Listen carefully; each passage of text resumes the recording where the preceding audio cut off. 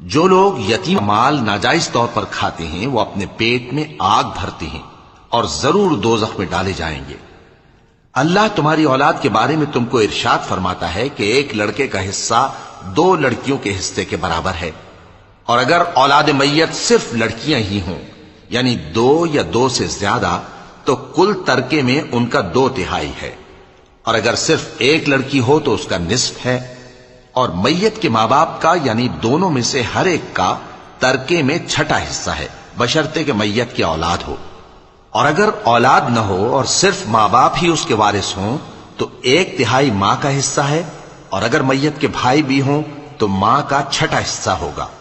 اور یہ تقسیم ترکہ میت کی وصیت کی تعمیل کے بعد جو اس نے کی ہو یا قرض کے ادا ہونے کے بعد جو اس کے ذمے ہو عمل میں آئے گی۔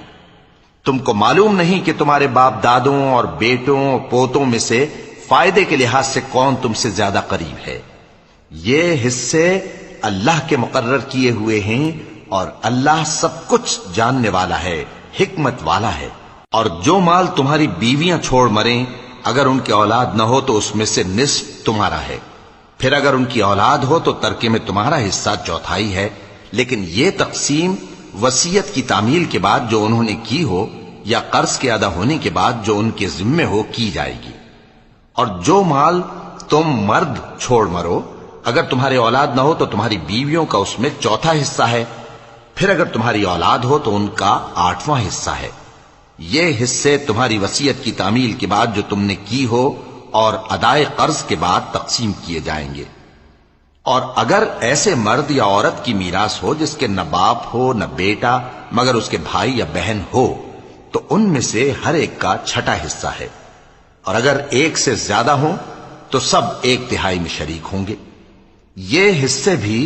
بعد ادائے وصیت و قرض بشرطے کہ ان سے میت نے کسی کا نقصان نہ کیا ہو تقسیم کیے جائیں گے۔ یہ اللہ کا فرمان ہے، اور اللہ نہایت علم والا ہے، بردبار ہے۔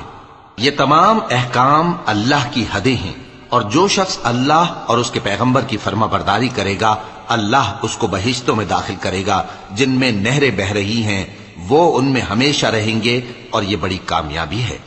اور جو اللہ اور اس کے رسول کی نافرمانی کرے گا اور اس کی حدوں سے نکل جائے گا اس کو اللہ دوزخ میں ڈالے گا جہاں وہ ہمیشہ رہے گا، اور اس کو ذلت کا عذاب ہوگا۔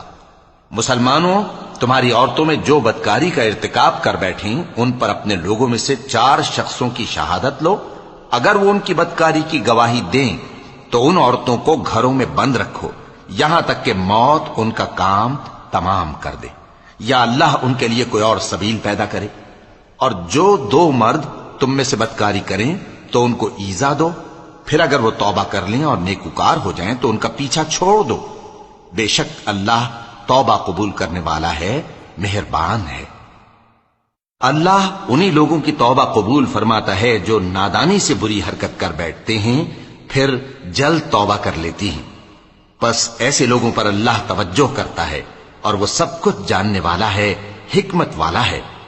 اور ایسے لوگوں کی توبہ قبول نہیں ہوتی جو ساری عمر برے کام کرتے رہیں یہاں تک کہ جب ان میں سے کسی کی موت آ موجود ہو تو اس وقت کہنے لگے کہ اب میں توبہ کرتا ہوں۔ اور نہ ان کی توبہ قبول ہوتی ہے جو کفر کی حالت میں مریں۔ ایسے لوگوں کے لیے ہم نے دردناک عذاب تیار کر رکھا ہے۔ مومنوں، تم کو جائز نہیں کہ زبردستی عورتوں کے وارث بن جاؤ، اور دیکھنا اس نیت سے کہ جو کچھ تم نے ان کو دیا ہے اس میں سے کچھ لے لو، انہیں گھروں میں مت روک رکھنا۔ ہاں، اگر وہ کھلے طور پر بدکاری کی مرتکب ہوں تو اور بات ہے، اور ان کے ساتھ اچھی طرح سے رہو سہو۔ پھر اگر وہ تم کو ناپسند ہوں تو عجب نہیں کہ تم کسی چیز کو ناپسند کرو، اور اللہ اس میں بہت سی بھلائی پیدا کر دے۔ اور اگر تم ایک عورت کو چھوڑ کر دوسری عورت کرنی چاہو اور پہلی عورت کو ڈھیر سا مال دے چکے ہو تو اس میں سے کچھ مت لینا، بھلا تم بہتان لگا کر اور کھلا گناہ کر کے اپنا مال اس سے واپس لو گے؟ اور تم دیا ہوا مال کیوں کر واپس لے سکتے ہو جبکہ تم ایک دوسرے کے ساتھ صحبت کر چکے ہو اور وہ تم سے پختہ عہد بھی لے چکی ہیں؟ اور جن عورتوں سے تمہارے باپ دادا نے نکاح کیا ہو ان سے نکاح نہ کرنا مگر جاہلیت میں جو ہو چکا سو ہو چکا۔ یہ نہایت بے حیائی اور اللہ کی ناخوشی کی بات تھی۔ اور بہت برا دستور تھا۔ تم پر تمہاری مائیں اور بیٹیاں اور بہنیں اور پھوپھیاں اور خالائیں اور بھتیجیاں اور بھانجیاں اور وہ مائیں جنہوں نے تم کو دودھ پلایا ہو اور رضائی بہنیں اور ساسیں حرام کر دی گئی ہیں، اور جن عورتوں سے تم خلوت کر چکے ہو ان کی لڑکیاں جنہیں تم پرورش کرتے ہو وہ بھی تم پر حرام ہیں۔ ہاں اگر ان کے ساتھ تم نے خلوت نہ کی ہو تو ان کی لڑکیوں کے ساتھ نکاح کر لینے میں تم پر کچھ گناہ نہیں،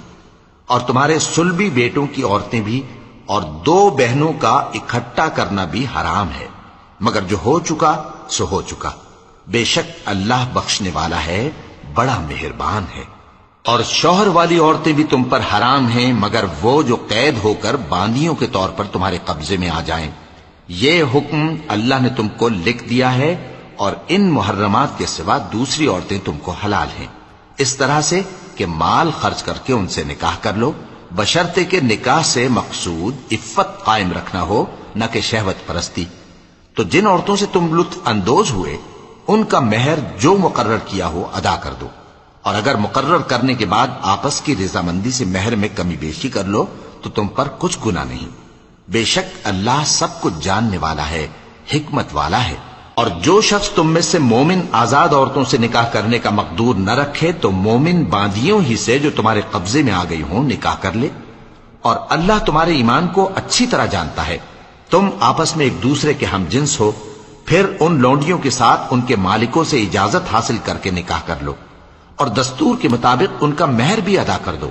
بشرطے کہ وہ پاک دامن ہوں، نہ ایسی کہ کھلم کھلا بدکاری کریں اور نہ درپردہ دوستی کرنا چاہیں۔ پھر اگر وہ نکاح میں آ کر بدکاری کا ارتکاب کر بیٹھیں تو جو سزا آزاد عورتوں کے لیے ہے اس کی آدھی ان کو دی جائے۔ یہ باندھی کے ساتھ نکاح کرنے کی اجازت اس شخص کو ہے جسے گناہ کر بیٹھنے کا اندیشہ ہو،